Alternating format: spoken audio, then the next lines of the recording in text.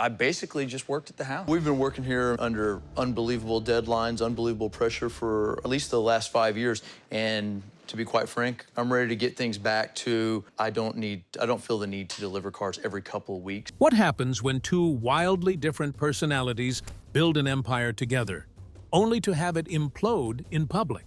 One of automotive TV's brightest stars, Aaron Kaufman, walked away from fame and fortune. But the story behind his departure is far darker than fans expected. Could the show's charismatic frontman, Richard Rawlings, really be the most difficult person Aaron ever worked with? This isn't just a tale of clashing egos, it's a slow unraveling of trust, control, and creative limits that shattered a decade-long partnership. Early partnership formation. Aaron Kaufman and Richard Rawlings first crossed paths in 2004 at a Dallas shop called Four Wheel Parts.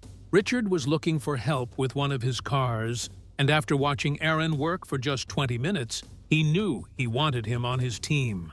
At that time, Gas Monkey Garage was barely more than a side hustle, with Richard still selling home healthcare equipment to make ends meet. The shop was small, inconsistent, and far from profitable, but Aaron joined as a junior mechanic and quickly became indispensable. Within a few years, he was running day-to-day car builds while Richard chased deals and marketing opportunities. Back then, their relationship was focused almost entirely inside the garage. They spent long stretches on the road, hauling cars to shows across the country. Richard would drive until late morning, then crack a beer and hand the wheel over to Aaron to drive through the night. Richard would later call those trips some of the best moments of his life, filled with big dreams and long conversations. Aaron rarely mentioned those times, hinting at how differently each man viewed their connection. For Aaron, it was mostly about the work and building cars. For Richard, it included the business and the show. Though they built an empire together, the foundation was a mix of complementary skills and differing priorities. Richard was the loud, outgoing salesman and entrepreneur, while Aaron was the quiet, focused builder with golden hands.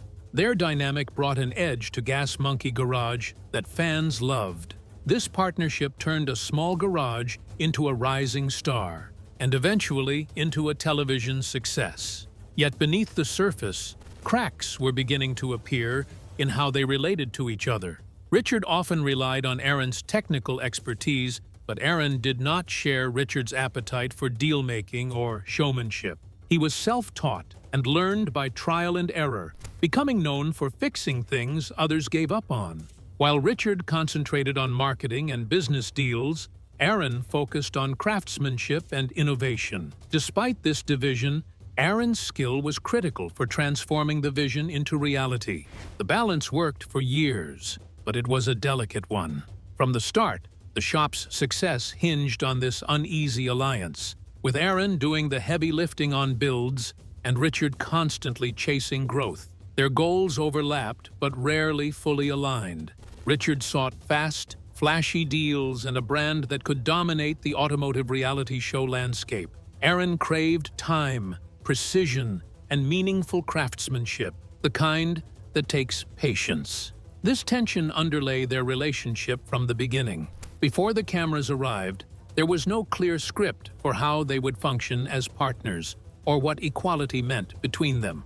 Richard was the face and the business mind, while Aaron was the craftsman behind the scenes. Even so, neither questioned that their combined efforts made the garage what it was. Yet, the difference in personality and priorities planted seeds that would later grow into conflict. The public only saw the surface. Two guys building awesome cars, but the reality was more complicated. They agreed to work together, but not on terms that would hold forever. Each invested in the other's strengths, but seemed to hold private reservations.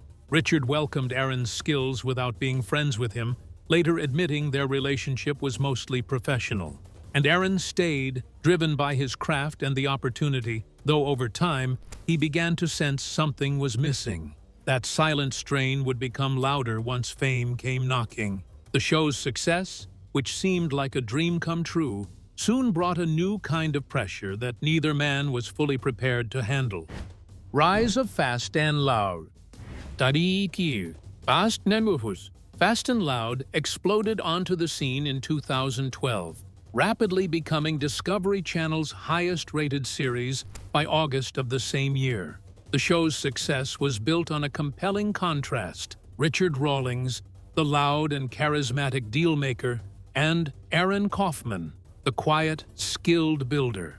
Fans loved watching their dynamic play out on screen, with Richard hustling deals while Aaron worked tirelessly under the hood. The chemistry felt raw and genuine, captivating millions of viewers. But behind the cameras, the reality was grueling. Discovery wanted 12 builds completed in 24 weeks, essentially one every 2 weeks. This was an unprecedented pace for a custom car shop, where such projects typically took 6 months or more. Aaron, living about 45 miles from the garage, found himself on the road at 5 a.m. and often didn't get home until after midnight. Some nights, he didn't even bother going home at all, instead sleeping in his car or washing off with a hose behind the shop.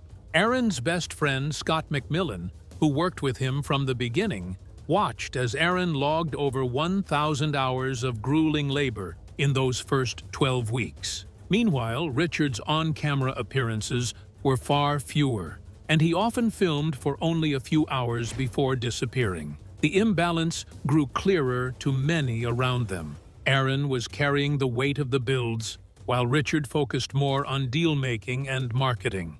During filming, a director jokingly asked Richard how important Aaron was to the operation. Richard laughed it off, implying he kept Aaron chained to the shop to prevent his departure. The crew laughed, but Aaron did not. He was fully aware of his role and the pressure mounting behind the scenes. Yet, the team managed to complete all 12 builds in record time, a feat no other TV car shop had managed. The show achieved higher ratings than before, but its fast schedule started to harm Aaron. He worked himself to exhaustion by trying to complete several years of tasks within a period of 3 months. He started to see that the work requirements could not continue because his productivity had reached a point of total exhaustion. The success and glamour of the show created a dangerous element which he found impossible to ignore. The public developed a strong affection for Richard and Aaron, but viewers never witnessed what occurred after the filming process concluded. Richard would go home, leaving Aaron to work late, fine-tuning cars that made the show possible. The two characters showed different work styles and value systems, which developed into greater organizational differences. The unending demands on Aaron reached their maximum level, which most people who watched him never expected. Surprisingly, Aaron rarely watched the episodes. He confessed to watching the premiere and 2 specials while he worked on more than 100 episodes during the 5-year period. He chose to stay away from the show because he disliked the way the editing represented him and his partnership with Richard. The gap between their actual lives and the public story about them grew larger because of this public relationship. With their fame skyrocketing and the workload crushing, Richard and Aaron faced a crucible that would test everything about their partnership and themselves. Behind the scenes workload. The relentless workload at Gas Monkey Garage was vastly different for Aaron Kaufman and Richard Rawlings. Aaron was the workhorse, spending countless hours under cars, covered in grease, and focused on fabrication. He drove long distances daily, often working non-stop for more than 100 hours a week. According to his close friend Scott McMillan, by the 12th week of the first season, Aaron had logged more than 1,300 hours in the shop, while Richard had barely reached 200. Richard's role was more about deal-making and showmanship. He spent much of his time on the phone, chasing new deals, lining up cars to flip, and building the Gas Monkey brand. During filming, Richard often appeared for only a few hours of shooting before disappearing, leaving Aaron to shoulder most of the build work. This created a visible imbalance that caused frustration within the team and fueled tension between the two men. Richard once joked on camera that Aaron was so important he had to keep him chained to the shop. The crew laughed, but Aaron took in every word quietly, aware of his immense contribution behind the scenes. While the public cheered the duo's chemistry, Aaron felt the pressure building as he remained committed to getting every project done on time, a task that grew harder with each deadline. The shop operated under crushing pressure from discovery. They demanded a breakthrough pace, 12 builds completed in just 6 months. This forced Aaron to sacrifice sleep, drive long hours, and even sleep in his car to meet deadlines. He pushed himself to the brink, while Richard thrived in the deal-making and marketing roles that required less physical labor but more visibility. This uneven distribution of effort exposed fundamental differences between Aaron and Richard. Aaron loved the precision and challenge of craftsmanship, pushing for complex, meaningful projects. Richard thrived on quick deals, fast flipping, and media presence. Their contrasting styles fueled creative conflicts that worsened over time. Aaron's growing exhaustion and frustration were compounded by the way he was portrayed on the show. With no control over editing, he worried about how his quiet nature and dedication were misrepresented. This distance from public perception increased his alienation, making it harder to stay motivated. The relentless demands left little room for his creative ambitions. Behind the roaring cameras and glossy final products was a partnership stretched to the breaking point.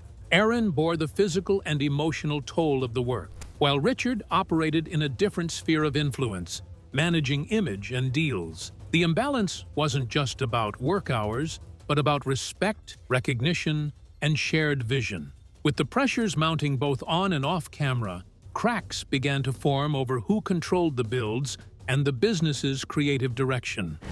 Creative control conflicts.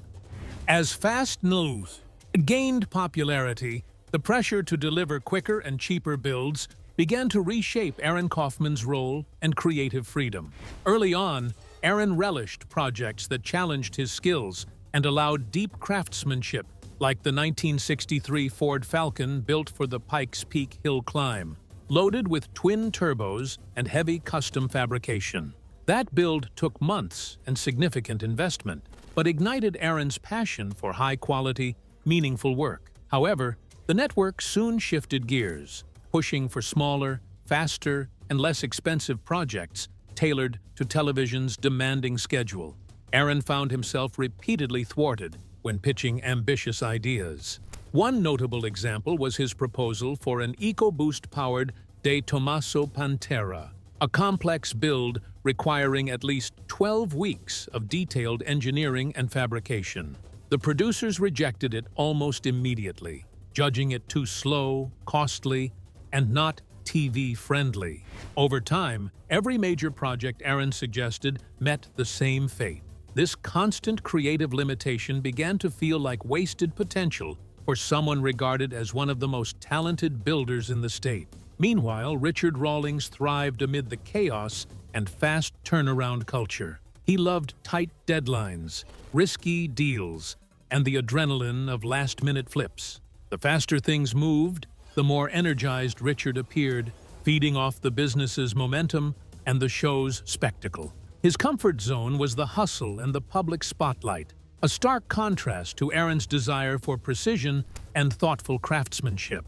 The growing divide in their working styles sowed deeper tension between them. Their fundamental differences weren't just about pace, but vision. Aaron sought time to craft cars with real engineering and soul, while the network and Richard pushed for quick entertainment and profit. Aaron's shrinking creative influence clashed against a business model designed for rapid content and high viewer engagement. The shop's productions increasingly emphasized quantity over quality, sidelining Aaron's passion projects. This conflict weighed heavily on Aaron's morale over the years. By 2016, Aaron had stopped pitching new ideas altogether. Instead of fighting an uphill battle, he focused on what he was told to build and simply played his part on camera. Where early interviews showed excitement and enthusiasm, later ones revealed a man drained and just going through the motions. The spark that once fueled Aaron's automotive artistry dimmed under relentless external pressures. Even close friends noticed a marked shift in his demeanor. Scott McMillan witnessed this change because he saw that Richard's business skills received admiration, yet most people found Richard difficult to work with. The internal environment grew tense because of two things: people who did not get along with each other and increasing work expectations. The garage created a pressure cooker atmosphere which pushed Aaron to reach his breaking point. The partnership experienced greater difficulties because of two factors: every deadline, which required work to be finished, and every chance to create new ideas, which went unutilized. The conflict developed into more than work-related differences between people, because it showed fundamental belief systems which rejected each other. The show and shop operations of Aaron required commercial and entertainment priorities, which clashed with his dedication to his artistic craft. The growing rift between them made it harder for them to work together because they lost their shared respect. Deadlines and television ratings requirements forced artists to work under restrictions that limited their ability to express their genuine artistic vision. Aaron managed to endure tough work periods and heavy job demands, but he internally battled against his need for independence. The shop now presents two elements which contradict his values, so he faces a choice between achieving professional success or finding personal satisfaction. His internal battle would soon drive him to make his decision to separate from others. He felt that his dream to construct projects on his own terms had reached a point where he could no longer deny that reality. While creativity and control slipped away from Aaron inside the garage, other forms of control began seeping into even more personal aspects of his life on the show: personal boundaries and branding. The battle for ownership stretched beyond the builds and into Aaron Kaufman's personal identity. Around 2014, a seemingly small matter ignited bigger conflicts when Aaron decided he wanted to shave his iconic beard. Expecting a light-hearted conversation with producers, he was met instead with a firm, uncompromising no. The network insisted he keep the beard, not just as a preference, but as a rule tied to his on-screen persona and the show's branding. Aaron was stunned at the level of control over something so basic, feeling it encroached on his autonomy. He calmly explained that if they wanted him to keep the beard, all they had to do was ask. But if they insisted on forbidding him, he promised he would shave it on camera anyway. This bold stance pressured the producers to quickly soften their position and ask nicely, eventually convincing Aaron to maintain the look. Still, the moment left a lasting mark. What was once a matter of personal style became a symbol of ownership, a branding that belonged to the show rather than to Aaron himself. The beard had transformed into the bearded wonder persona, an asset of Gas Monkey Garage that overshadowed the man behind it. Aaron began to feel like a commodity, a character created and controlled by others rather than an independent individual. The goal of Trog, or the Race of Gentlemen, is to descend on Wildwood, New Jersey, a small beach town on the Jersey Shore. The line between the person and the brand blurred. This personal boundary struggle reflected a wider creative clampdown. Network decisions increasingly dictated not only Aaron's builds, but also his image, mannerisms, and public presence. Over time, the producers tightened the reins on every aspect of the show, shaping narratives and roles to fit ratings formulas. Aaron was no longer just a mechanic. He was a part of a crafted entertainment product. The constriction stifled Aaron's sense of freedom, both personally and professionally. He wanted to be recognized for his skills and creative vision, not just for how well he fit a TV trope. But as the show grew, individual expression made way for marketable personas carefully managed by producers. Aaron's frustration grew in parallel with his success. These restrictions extended to the kinds of projects Aaron could pursue on the show. Projects had to be fast, cheap, and visually exciting, rather than complex, thoughtful, and time-intensive. This narrowed the field of what was possible, limiting opportunities to push automotive innovation on television. For a craftsman like Aaron, the changing environment felt like a straitjacket. Meanwhile, Richard Rawlings thrived within this fast-paced, personality-driven model. The The focus on spectacle and quick wins suited his strengths as a showman and dealmaker. Aaron's preference for slower, deliberate craftsmanship increasingly diverged from the shop's evolving culture. Their opposing approaches once again fueled tension. Ultimately, the personal branding and creative control struggles contributed significantly to Aaron's growing disillusionment. What started as passion and partnership began to resemble captivity. The man who loved building things quietly found himself boxed in by the business of entertainment. The widening gap between Aaron's values and the show's demands set the stage for his eventual departure.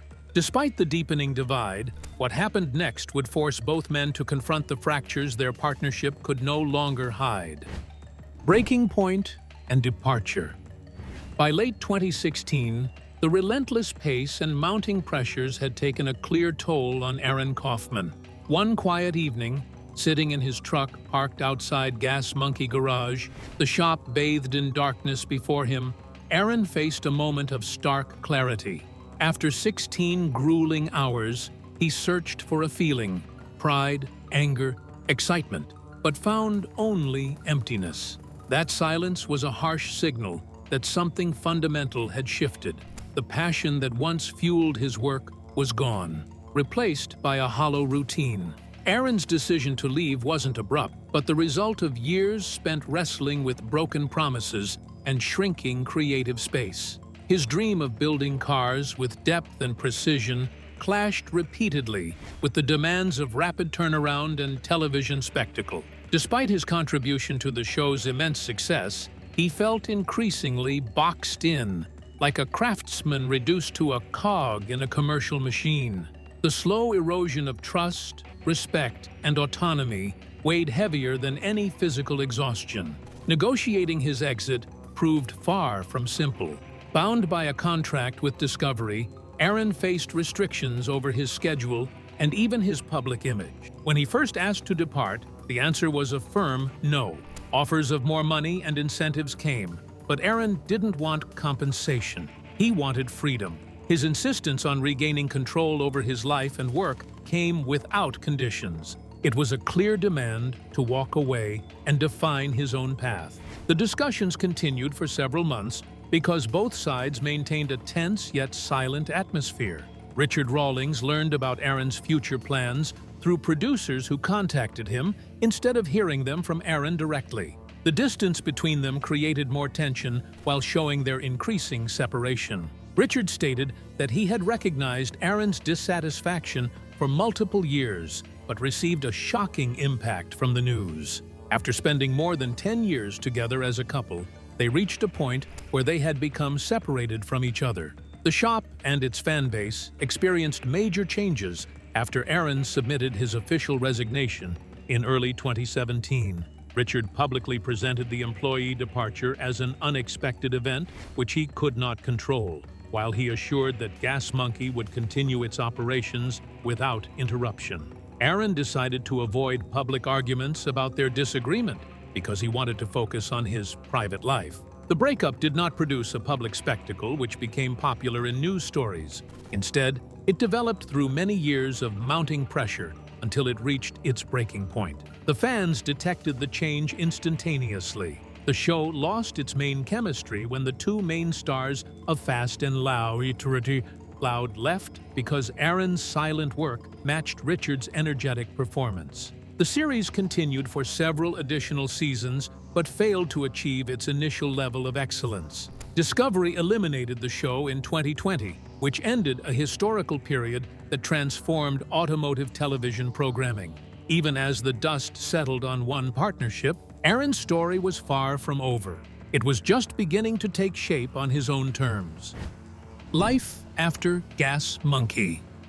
After leaving Gas Monkey Garage, Aaron Kaufman stepped into a vastly different world, not just as a builder, but as a business owner. In late 2017, he opened ArcLight Fabrication in Dallas, crafting a smaller, more focused shop free from the constraints of television. For the first time in years, no cameras monitored his every move, and he controlled the project's pace and vision. This newfound freedom was exactly what he craved. but it also brought new challenges that tested him in unexpected ways. Building cars without TV pressure seemed ideal, yet Aaron quickly found that running the business side was tougher than the fabrication itself. Payroll, contracts, invoices, and cash flow became daily headaches that stole time and energy. Where he once focused solely on craftsmanship, now decisions about marketing, hiring, and inventory consumed him. The trade-off for independence was steep,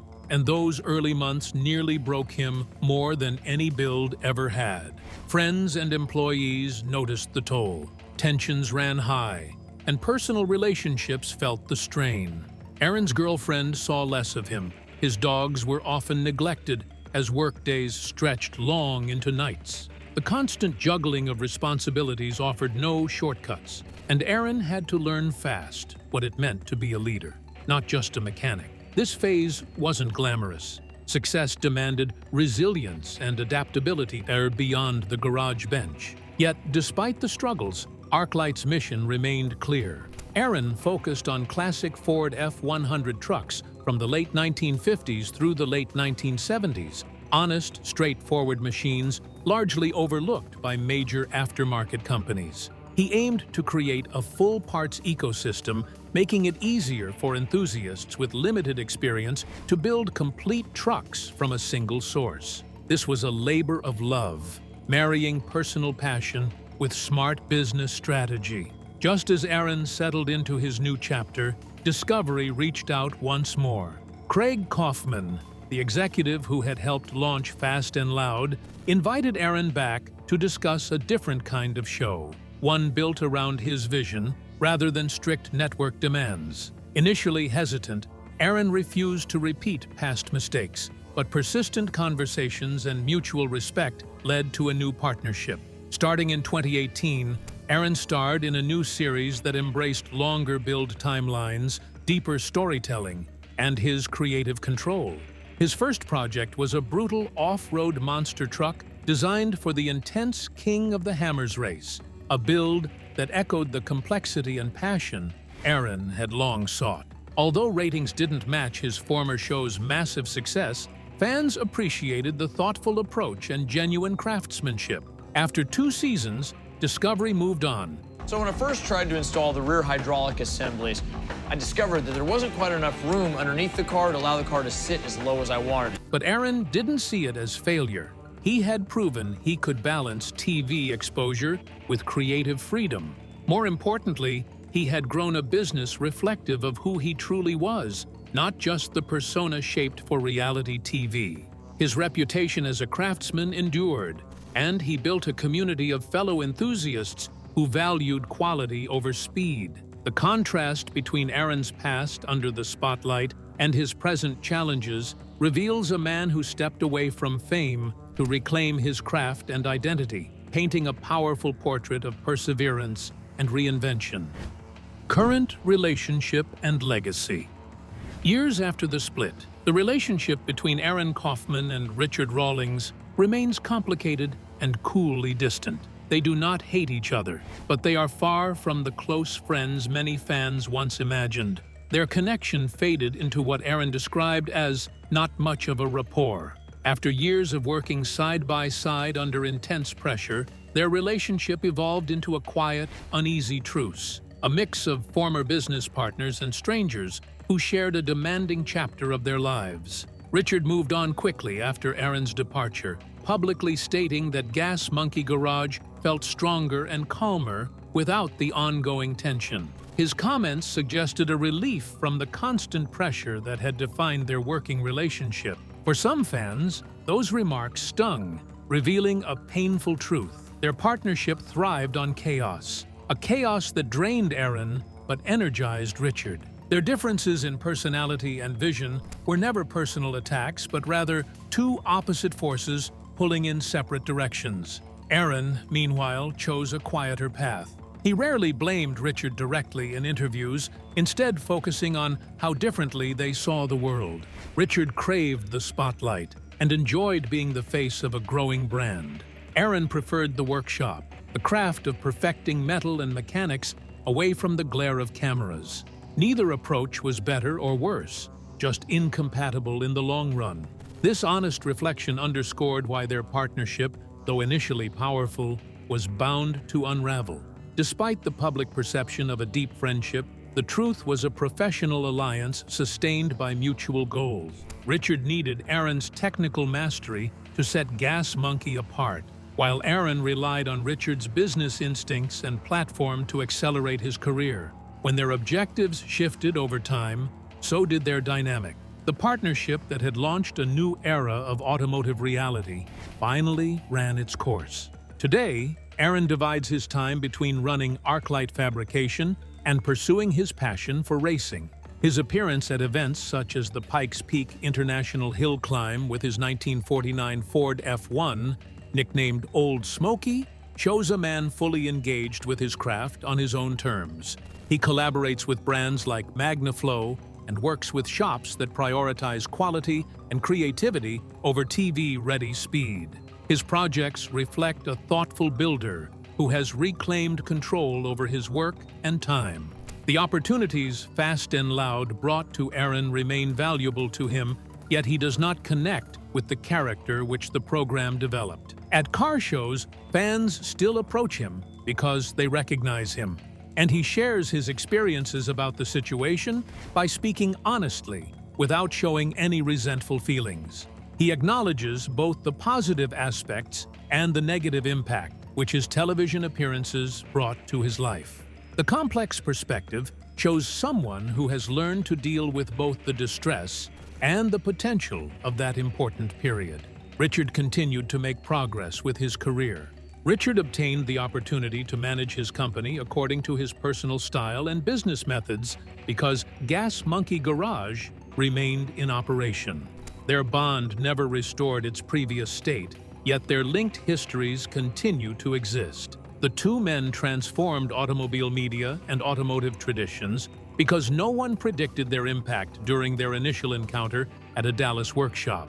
Aaron Kaufman's story is a powerful lesson about the cost of creativity under pressure and the importance of owning your path. His split from Gas Monkey Garage was never just about cars, it was about freedom, respect, and choosing what matters most. If you found this story revealing and thought-provoking, don't forget to like and subscribe for more deep dives into the real stories behind the spotlight.